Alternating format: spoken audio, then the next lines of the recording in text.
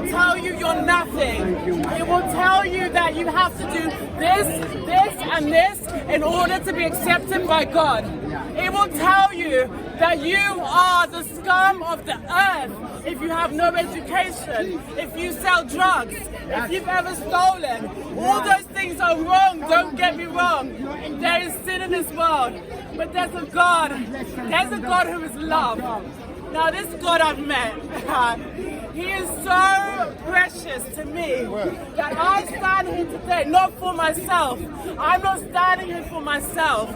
I'm not standing here to be seen. I'm not standing here to argue with anyone. I'm standing here because Yeshua lives. He saved me. He looked at me and said, I want you. Now when I'm talking about Jesus, 15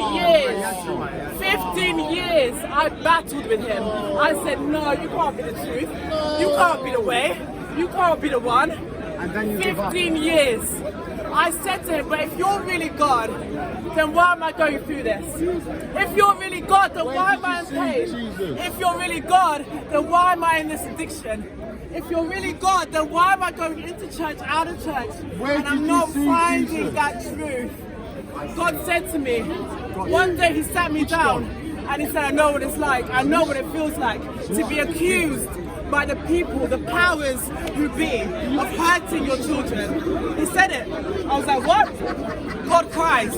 He cries. God cries? Like we cry, God cries. No, he sat me down on his throne and he let me know that I'm looking for my children. I'm looking for the ones who are going to look me in the eye and call me Father. I'm looking for those ones who are going to say, I am nothing without God. God can't cry. I didn't give myself breath. I didn't give myself eyes. I didn't give myself feet to walk. I didn't give myself food in my cupboard and warm water. I didn't give myself those things.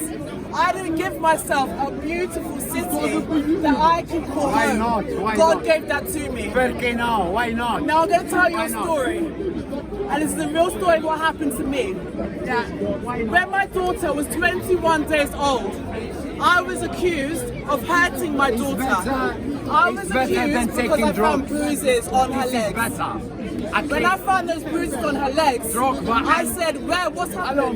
What's going on? I went to the hospital and I was accused. And I was told that it had something to do with me. It had nothing to do with me, it had something to do with my ex-partner. Now, when I went to the hospital and they accused me and they were watching me to see if I do anything wrong, they had nothing they could come back with. Why? Because I didn't hurt my daughter. 7 years ago, I've been separated from my daughter, 7 years. Now, I had a problem with cannabis. I did. I was going to church, I was smoking weed, and I wanted to be free. But that addiction got worse.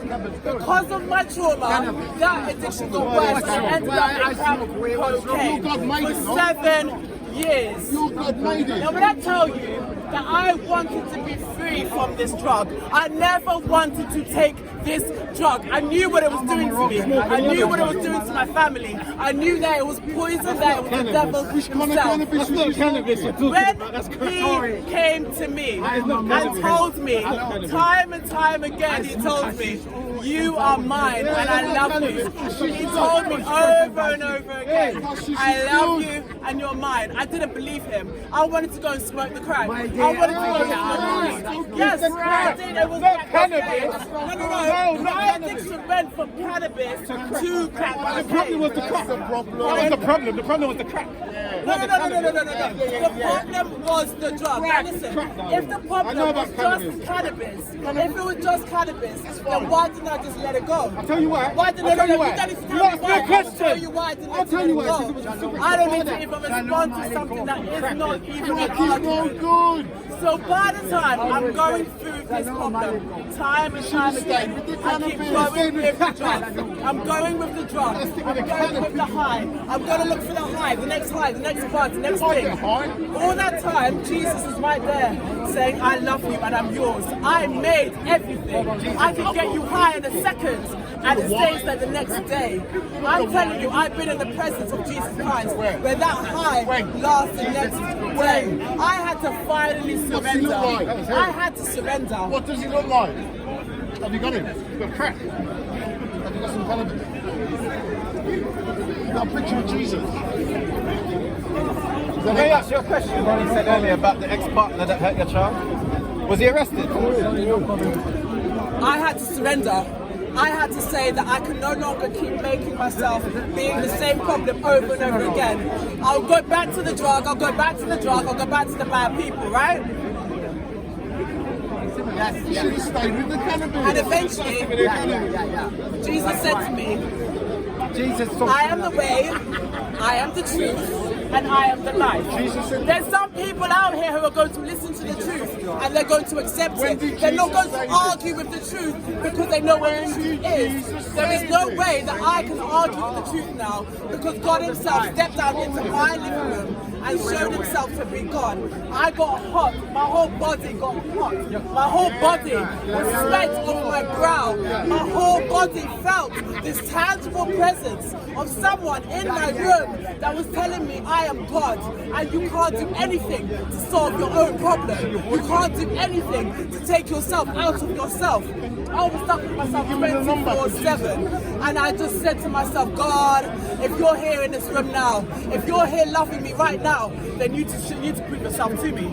And he did, over and over again. I went and got back the same job, over and over again, went back to the same job. He kept proving himself, proving himself. He now says to me, Nikki, you are mine and I am yours and I'm never going to leave you, I'm never going to forsake you. The only problem that we have as humans is we've got this mind and this mouth able to speak, able to ask questions. We're not asking the right questions. We need to ask Jesus Christ, who are you? Who are you? Once you ask Jesus who he is, I promise you, he will let you know in a personal way. He will let you know so personally that you're standing on speaker's corner for the first time. He will let you know so personally that you don't need to be standing there heckling. You will just be standing there listening. You'll be standing there questioning. You'll be standing there thinking, what? Now listen to me when I say that Jesus Christ is the way, the truth, and the life. I tried everything. Like King Solomon, I tried it all. And all I have found is Yeshua lives. Yeshua is coming back again. Yeshua is Lord. Yeshua is the one that says, I love you. How could I be a woman who was smoking crack cocaine, who was smoking cannabis, who was ostracized from her family, had an education, I had that, I had money, I had stuff, but I didn't have the truth. I didn't have the thing that I needed inside me. It's so easy to live in this world, one foot in, one foot out. It's so easy. Stop saying that, my friend, because all you're saying is lies. Now, it's so easy to say something that you think that is the truth. When I stand here and tell you that my baby girl, I miss her so much. I didn't have to be apart from her. I didn't have to be separated from her, but I was. And when I was, God himself said, I want my children back. He wants his children back. I do not smoke crack, my friend, I told you that. I used to smoke it. A miracle happened within a second, and I've never looked back. What was the miracle? And the miracle is that Jesus Christ stepped into my life and told me, this is what you're going to do. You're going to spend 3 days with me. You're going to give me 3 days. The same way you give crack 3 days in a row, you're going to give me 3 days. I sat on that for 2 years. I said, no. And then eventually I said, okay, God, bye. Okay, my kids are getting older. I need to get with you, God, because I keep going back to this, my vomit, like a dog, going back to this vomit. That's exactly what I was doing. So he came to me and he said, I am yours and you are mine. 3 days of fasting. I didn't eat in the morning, I didn't eat in the afternoon, I ate in the evening for 3 days. Those 3 days turned to 7 days. Those 7 days turned to 40 days. I've never looked back since.